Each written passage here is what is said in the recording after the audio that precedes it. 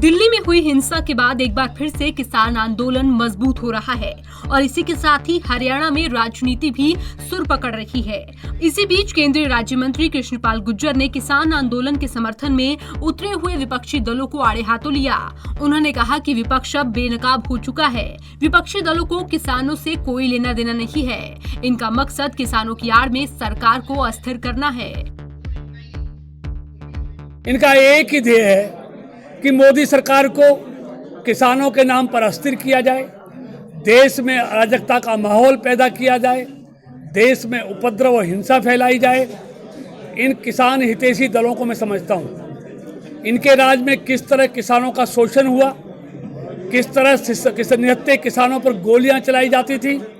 ये मोदी मनोहर योगी जी की सरकार है जिसने दिल्ली में दंगा होने के बावजूद भी पुलिस पर ट्रैक्टर चढ़ाए गए हों, तलवारों से हमला किया गया हो, लाल किले पर तिरंगे की जगह पंथ का झंडा फहराया गया हो, फिर भी एक हाई फायर किसी पुलिस के कर्मचारी ने नहीं किया।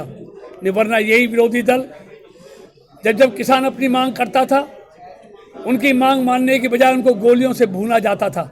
ये हमको पाठ पढ़ाएंगे किसानों का, जो 54 साल में किसानों का भला नहीं कर पाए। वहीं केंद्रीय राज्य मंत्री ने कहा कि मोदी सरकार के प्रति लोगों का विश्वास बढ़ता जा रहा है। इसके साथ ही उन्होंने सरकार के इस साल के बजट को भी सराहनीय बताया और कहा कि वित्त मंत्री ने आत्मनिर्भर भारत का बजट पेश किया है। इस बजट में देश को आर्थिक शक्ति देने और गरीबों की सुविधाओं के लिए प्रावधान किए गए हैं। इस देश की यशस्वी वित्त मंत्री श्रीमती निर्मला सीतारमण जी ने आत्मनिर्भर भारत का बजट पेश किया है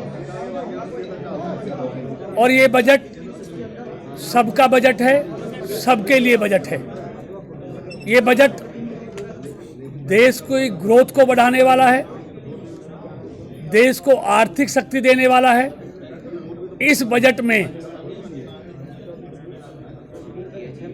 किसान के लिए, गरीब के लिए, महिला के लिए, स्वास्थ्य के लिए और शिक्षा के लिए, इंफ्रास्ट्रक्चर के लिए विशेष प्रावधान किए गए हैं और बजट को 70 लाख करोड़ से बढ़ाकर 74 लाख करोड़ किया गया है।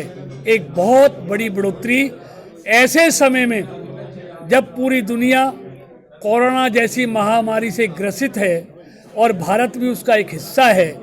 ऐसे समय में आदरणीय मोदी जी के मार्गदर्शन में हमारी वित्त मंत्री जी ने एक देश को मजबूत करने वाला, ग्रोथ करने वाला एक बजट देश के लोगों को दिया है।